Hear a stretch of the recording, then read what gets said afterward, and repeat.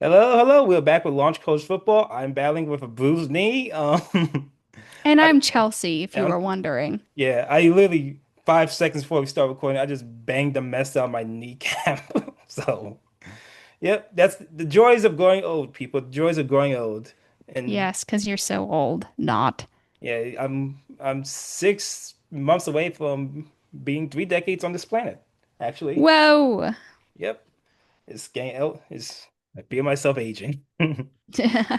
And with that being said, let's go ahead to week 11. Can't believe it's week 11. I feel like I say that every week, but I really can't believe it's week 11. It feels like it just started. Yeah, this I knew once we hit the sports equinox, I'm like, wow, that's always my goal line. Just when we hit the sports equinox, we have basketball and hockey starting up, baseball and their playoffs, which was the craziest playoffs I've seen since in years, and the NFL. I was like, okay, this we're hitting to like the season's going by fast, and then You Thanksgiving know that happens. we're deep into the season when college basketball starts. Oh That's yeah, when I'm like, okay, we're in this season now. we're we're in the thick of it. And we're getting close to college football playoffs. Go IU, by the way. Won another game. With Looking good. probably like the catch up the college football year.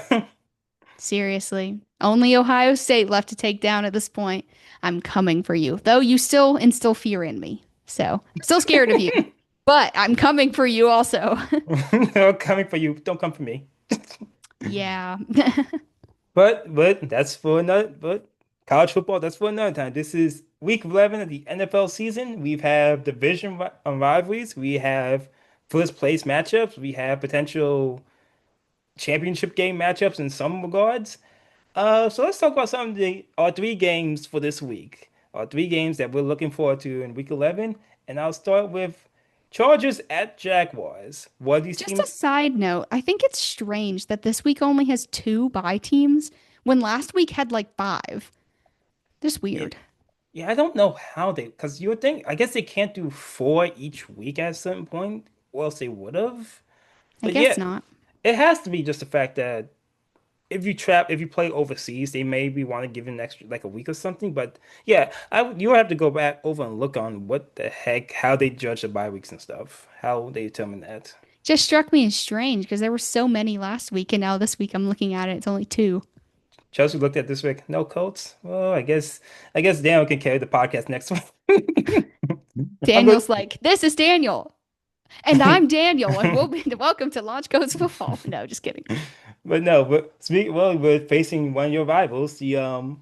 The Jaguars are hosting the Los Angeles Chargers, and one of these teams coming off a dominant win, one of these teams coming off a heartbreaking loss. I'm not sure if the Chargers can maintain like they maintain the not the lead in the AFC West, but maintain with the AFC West with Denver and Kansas City. They did beat Pittsburgh down, I know, but they did also the defense, Pittsburgh's defense also got to Herbert a lot and they couldn't really run the football.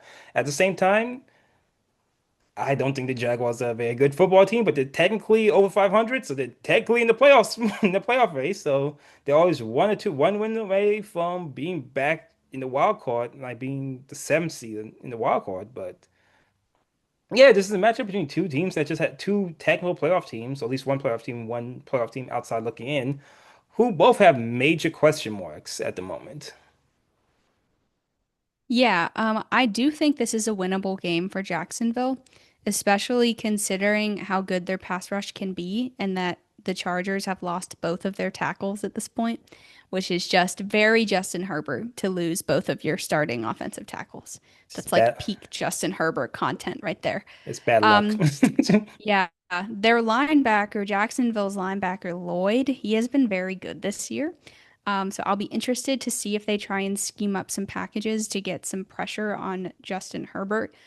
I do think this is a winnable game for Jacksonville. I don't think Jacksonville will win though. Though this matchup does take me back. I think this was the matchup a couple of years ago where Trevor Lawrence led that crazy comeback in the second half in the wild card round. I Oh believe they were man. playing the Chargers, right? When he threw four interceptions in the first half and like three of them went to Asante Samuel Jr. and you're just thinking, okay, well, I guess good. Oh man, I was That was watching. probably one Uh, of the craziest games I've ever I'm seen. not even a Chargers fan. I was like, if I was a Chargers fan watching that game, like, why am I even watching sports? Like, why? I think I would give up. This is this only caused me pain. But Yeah. no, but you know what? They're back. Lawrence is back. He's trying to get back himself like another. Brian Thomas needs to figure it out. Hopefully he plays this week. Don't think he played last week, so they're gonna need him against the. Yeah, they were trying to not they were trying to train, but they were taking in trade offers. I'm not sure if they ended up Which got is that serious. crazy to think He about. was compared to Malik Neighbors last year. He was seeing him. He was seen as one of the stars of last year's He was draft class. playing like Malik Neighbors last year. He was great. Man, just how the mighty have fallen. They He is want on Jacksonville though, so I mean, can you really call them mighty? I mean, sorry. one team that we know is mighty and team that honestly Chargers will be paying attention to this game will be the Chiefs traveling to the Denver Broncos. So yeah, the top seed in the AFC West and the back-to-back Super Bowl champion, three-time, well, not back-to-back, but three-time AFC champions and Super Bowl runner-up, and before that, back-to-back champions. This is a big AFC West matchups, and I don't know what version of Bo. Well, actually, I do know which version of Bo Nix is going to happen. The version that's tail for three quarters and then become John Elway in the fourth quarter. But would that be enough to stop the Chiefs? Honestly, I think if the Broncos have J.K. Dobbins in this game, I think they have a chance if um Bo Nix plays well because they're going to have to outscore Mahomes to beat him. But their defense is good enough to put up a fight against Patrick Mahomes, I think. So if they want to win, they're going to have to outscore them. And obviously, the person leading that charge is Bo Nix. So if they get a good game from Bo Nix, I don't think them winning this game is outside the realm of possibility. However, I will asterisk that by saying if they do not have J.K. Dobbins in this game, I don't think they win. Well, I know the truth about this game. And maybe I'm good about to jinx it. I don't think Denver has a shot. Really? For one, I think KC is starting to peak now. They're starting to get a little better. They lost to Buffalo, but before that, they were starting to they get the ball moving. Two, which is I think one of the biggest things, they come off a bye week. When you get Andy Reid off a bye week, you get They're not uh, only angry, but they're rested. Andy Reid off a bye week. I gotta look this up. He might have the best record, arguably in NFL history. And you're getting Pacheco back. I'm not sure if he's questionable going to this game. Off a bye week, Andy Reid is 22-4. Wow. That's a pretty crazy record. That You tells could, you how long he's been coaching as well. it also tells you you give this man an extra week of preparation, he's about to ruin your entire He's career. about to dismantle you. It's gonna be, and I just don't think if Bo Nix is cute, it's fun. Oh, I'm gonna be terrible in the first three quarters and become a superstar in the last quarter. Yeah, you do that against the Chiefs. You go by the time you get to the last quarter, you'll be down by like three touchdowns, and the other quarterback you're facing is Patrick Mahomes. That's not gonna This is that's not gonna definitely a happen. potential playoff matchup. Like kind of like I mentioned on our Monday or our Tuesday episode. The Broncos, they need to see some consistency from Bo Nix if they are going to beat good teams like the Chiefs in the playoffs. This is probably a three seed versus a six seed matchup in the playoffs. If you were to pull the stats at the end of the season, I don't think the Chiefs are going to finish with the best record at this point, but they should still make the No. playoffs and they should still win their division. So it would probably be at the Chiefs and it would be against the Broncos. This is a playoff test for Bo Nix. Even though it's the regular season, this is a playoff test for him. If they get dismantled by the Chiefs, Broncos fans are going to be in shambles because they are smart enough to know that that is a precursor and they have dealt with Mahomes for long enough now to know that if that happens, the chances of them getting far in the playoffs are not very high. Yeah, there's gonna be a clear wall in front of you, a wall of red. But going off of one team's bye week and one team's ugly victory to two teams that both lost in somewhat embarrassing fashion, one more than the other. Uh, the Buccaneers are traveling to the Bills. Chelsea, This is going to be a good game, I think. the Bucks are coming off a somewhat dominant victory on regards to the Patriots. The Patriots beat them down, even though it was a one-score game. And Miami, I was It gonna say was ugly. Miami ate ate the Bills, but I don't think in the Animal Kingdom that would work out. It wasn't like a They'd have to try really hard and I, grow legs. they definitely can eat fish. Dolphins definitely eat fish, but it's not like a shark. It's not the apex predator. Let's just pretend the Bills are a fish. Yes, let's just say the billfish or whatever. But yeah, that was an ugly loss for the Buffalo. So both these teams are trying to rebound. Both these teams are going to the game with, I'm not gonna say question marks, but are these teams really going to be the class of their respective conferences? Um, Yeah, I think Buffalo has question marks. I think for the Bucks, it's more injuries. I think the Bucks know their identity and I think they have talent. They just need to get healthy. I think the Bills have actual questions. mm. No, that's fair. That's fair. Buffalo. Tampa still all is without their two best receivers, technically, even though Ibuka's having a dominant. Speaking of And rookie Tej receiver, Johnson is yeah, emerging as well. He had 2 touchdowns last week. yeah, like Tampa has Carolina, woo, UC, Tampa has a surprising embarrassment of riches at receivers. It's or just half of them are UNC. it's just half of them are hurt. Um, Yeah, but no, like yeah, it's gonna be interesting. The two quarterbacks that were the early MVP favorites in the first half of the season.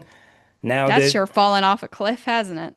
that tends to happen when you have a random running back getting 200 yards and 3 touchdowns a game, it seems Just a like. random guy off the And street, and No one people would know. and some 38-year-old quarterback with a bad back is putting up the greatest quarterback numbers we've seen in years. Yeah, seriously. This is yeah. But I think this would be I hope this is a good game. I hope it's not gonna be a blowout game. This might be the game of the week. I'll say this. It's in Buffalo. The weather's getting a little colder. It will be interesting to see how much Mother Nature affects this game. Tampa, a warm weather team, has to travel to a cold weather stadium in late no in not late November, in mid-November. So Mother Nature can play a role in this game. We're still going to see if Bucky Irving can come back. Still going to see if they didn't really run Rashad White that much. I noticed on Sunday he was kind of relegated to like a back like a not backup role, but almost like a two-tier role when they used him a lot more when Bucky Irving first went down. So it will be very interesting to see how how both these teams are bound off of kind of painful losses. Both of these teams need to have bounce back weeks, but in regards to which one needs to have a bigger week, it's the Bills, Yeah. for sure. I mean, the Bucks lost to a very talented team, arguably the best team in football right now. So even though they lost, it looked closer than it was, but they did play a really good team. Sometimes good teams just get beaten by good teams. It happens. The Bills got crushed by the Dolphins, who I know you said last episode aren't a bottom feeder team. I consider them a bottom feeder team. Dang. I'm sorry. I mean, that's just how they've played for the most part, outside of this week and a couple other weeks where they've like one other week where they've looked amazing. That was embarrassing for Josh Allen. I mean, you saw the shots of him on the sideline in that game. I mean, he just looked embarrassed. So he's probably very angry. I would expect very angry Josh Allen in this game. Bills need to bounce back. If they lose this game, there's going to be real questions being asked about this team. Well, one team that's having questions asked about them, and it's coming off a somewhat painful loss. Not unsurprising, painful. The Vikings are hosting the division rival Chicago Bears. The Bears seems like the cardiac Bears. They always seem to win Da these. Bears. That, thank you, Sorry, I had Chelsea. to. No, that's fair. Anytime we mention the Bears, we have to say the Bears. That is That's fair. just part of protocol. That's the law. That's the law of the NFL. But they just seem to they must not like the fans because they have to stress every game. While the Vikings, McCarthy had a decent game against Baltimore and they lost against Baltimore. But that's going to be the main question until proves otherwise. Is this a quarterback that can take us to a playoff run, potentially a Super Bowl run? Because they certainly have the talent in terms of the receivers and the offensive firepower to do so. Yeah, no. As I continue to reiterate every week since preseason, I think the Bears are going to make the playoffs. I don't think they're going to win their division, but I think they're going to sneak in as a wild card. No, The that's last good. couple of weeks, they've looked nice. I know it's been stressful wins, but Caleb Williams is finally starting to put it all together, and Ben Johnson is figuring out how to use everyone.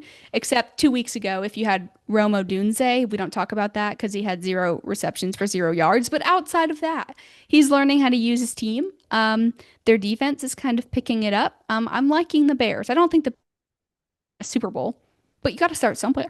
I mean, the Bears haven't been to the playoffs, and I couldn't even tell you the last year the Bears were in the playoffs. It was the It's been a Trubisky. It was a double doink. right, That was like right. that was 7, 8 years ago.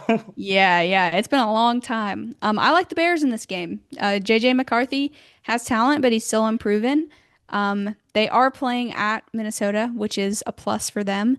But I don't know. I feel like the Bears are finally starting to put it together.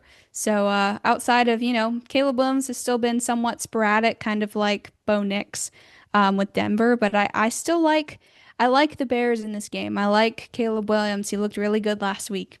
So I'm gonna continue to roll with Caleb Williams, I think.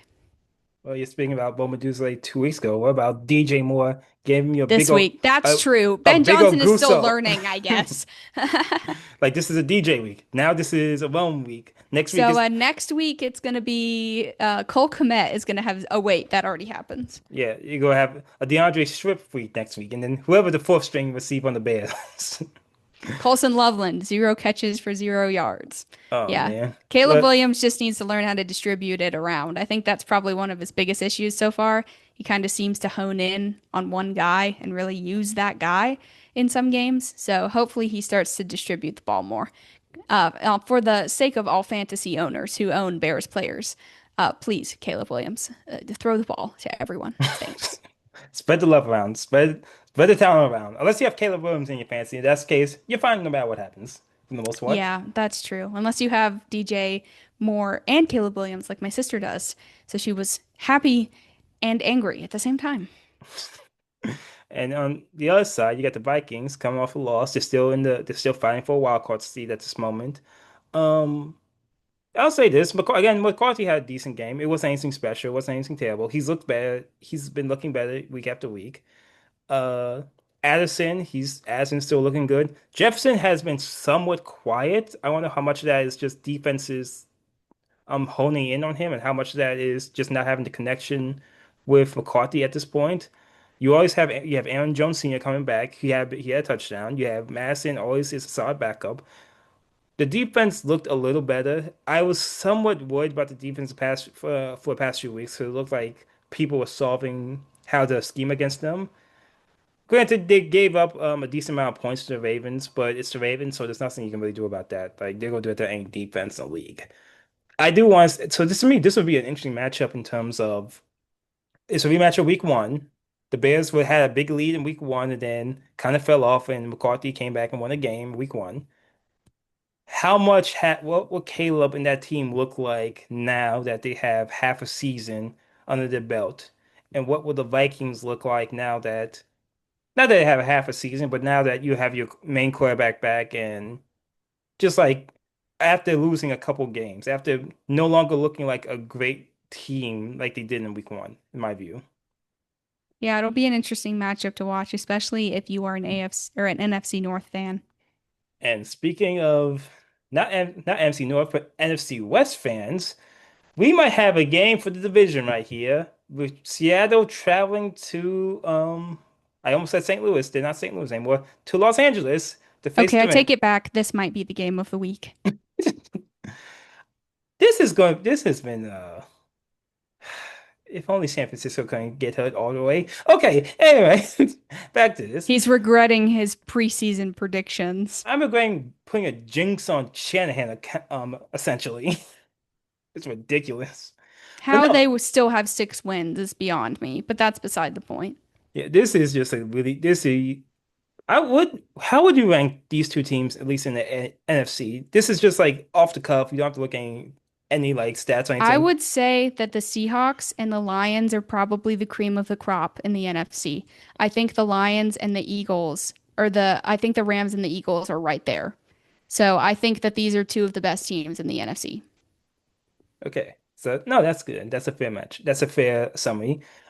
This is just gonna be an awesome battle. You got the two best receivers in football going against each other.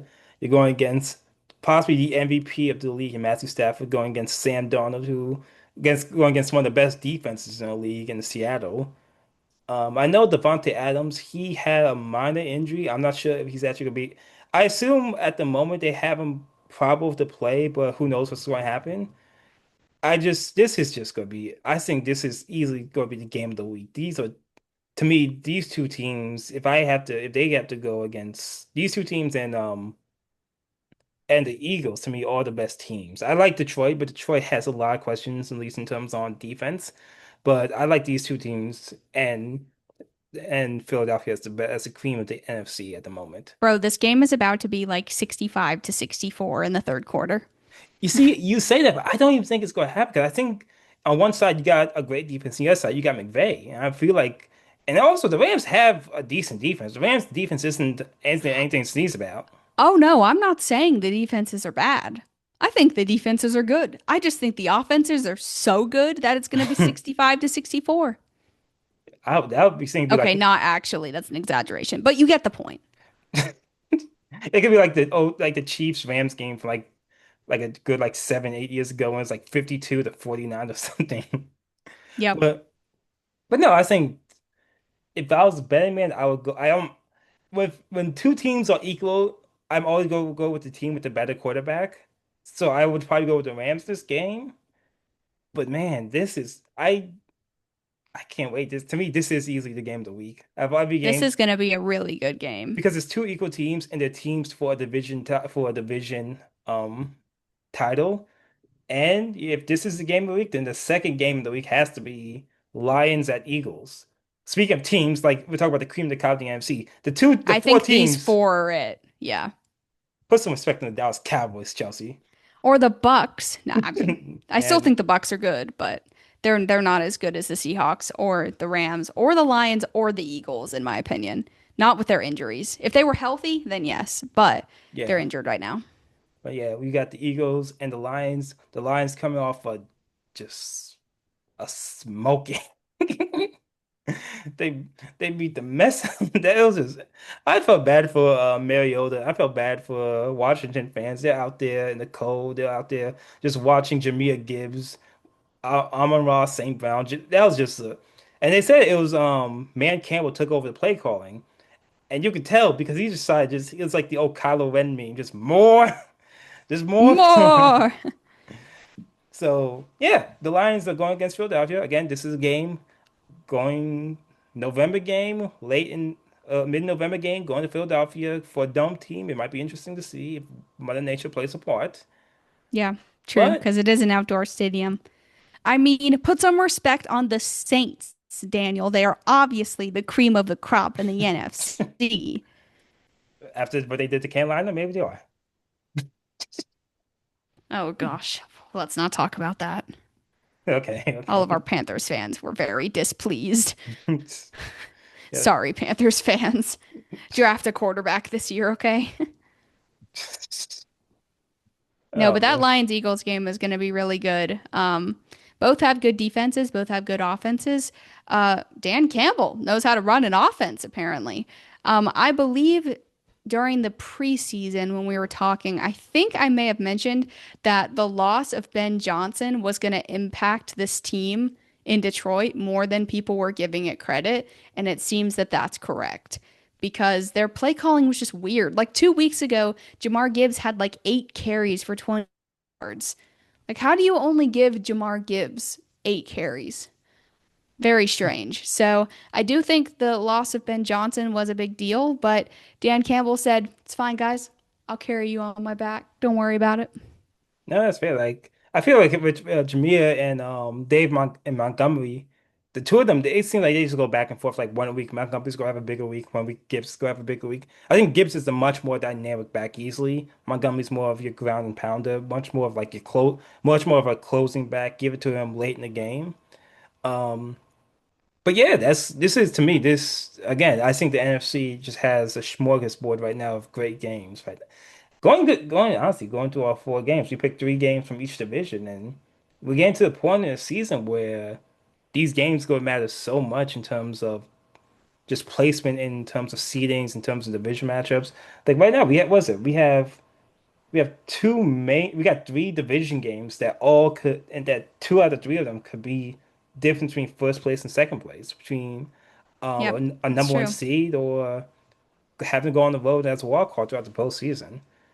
As Um, good as the slate of games is this week, it's still sad because it's the Colts bye week. So now we must predict who would be the winner of the bye week teams, the Colts or the Saints. Daniel, go ahead. okay, where are they playing though? Because they're playing Superdome. A neutral location. Ah, Tyler looks Olave looks dangerous though. He is actually really good. I know Jonathan Taylor is just like I'm just gonna be chilling here in Europe. Just tell me when the games starts He's again like, next I'll week. come back. Just let me know. Yeah. Though you did see like Jones get bloodied the other week though. That was Yeah, that was bad. I don't know what happened.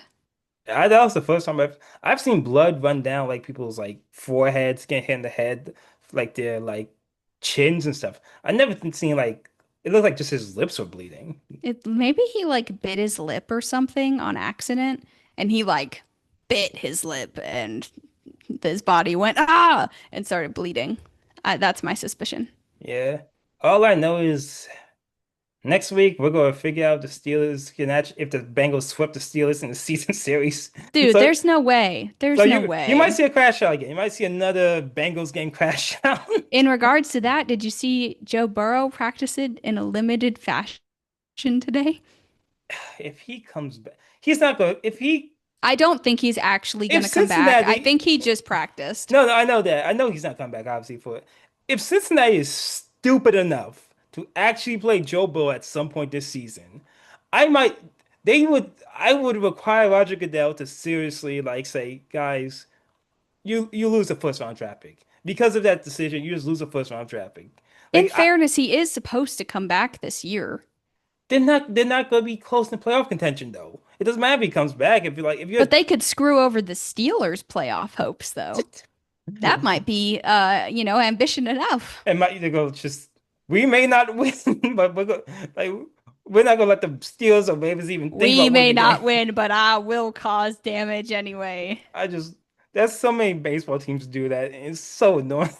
It's so Yep. it's both annoying and hilarious. Like I'm pretty sure that was going switching to baseball a second. That was the Marlins World Series of knocking the Mets out the playoffs the last weekend of the series. Like we may lose in 90 games, but we know one team's not making the playoffs. Yeah. No, they did that to the Cubs one year as well. They kept us out of the playoffs. I think it was 2 years ago, Oh wow. Yeah, the Mars World Series is just making sure your favorite team doesn't make the World Series. basically. That's pretty true. Oh man. Well, that's our week 11 preview of games, as well as a recap of Marlins baseball, I guess, for the last few years. Yeah, so a lot of good games, a lot of division rivalries, a lot of number one versus number two teams, and we got a lot more coming for you. Thanksgiving's coming up soon. The holidays are here. That means more football and more intense football with teams trying to show up playoff seedings, and I guess intense football for last place teams trying to show up number one picks for tanking. Probably. Though the Jets won a second game, so they might not get the first overall pick now. Ah, they're idiots. They are idiots. Um, We'll I, save that for another day. Granted that my Jets fan brother does want to get your quarterback in Indiana. He is very high on him. I fear if Mendoza goes to New York, we will never hear from him again. That's a fact. Um, Sorry, but Daniel's brother. anyway, He is Chelsea. really good though. Oh no, he's amazing. He's awesome. Everyone wanted Archman, like nah, Mendoza's the dude. But then Yeah. again, and that shows up on college football talk. I've started calling him Nando. So if you hear me referring to someone named Nando on this podcast, it's Fernando Mendoza. Chelsea's so happy, just like the happiest like Indianapolis. Like I know. This is like the best year of sports for me, dude. I had the Pacers earlier this year. I got the Colts now. I got IU now. Purdue basketball just started. They're ranked second in the country. The Cubs made the playoffs. Indiana basketball's 2-0. I'm living my best life, dude. good for you. I'm still waiting for the Mavericks to file Nico Harrison. That's fair. I don't know how he still has the job. I don't know. It's ridiculous. But oh, that's it. Chelsea, hit them with the plugs of where they can find us at. All right, thanks for listening, guys. Tune back in this upcoming Tuesday for our Week 11 in review. Follow us on our social medias. We are on TikTok, Facebook, YouTube at Launch Codes Football, and we are on Twitter at Launch Codes FB as well. Additionally, we have a new chat room on Chat BCC. We opened up a Launch Codes Football chat room where we can talk all things football, all the time. So if you're interested in joining that, send us a DM on one of our socials and we can get you that link. I'm Chelsea, I'm Daniel. and we will see you on Tuesday. Have a good weekend, everyone. Thanks, guys. And find Nico Harrison. Yep.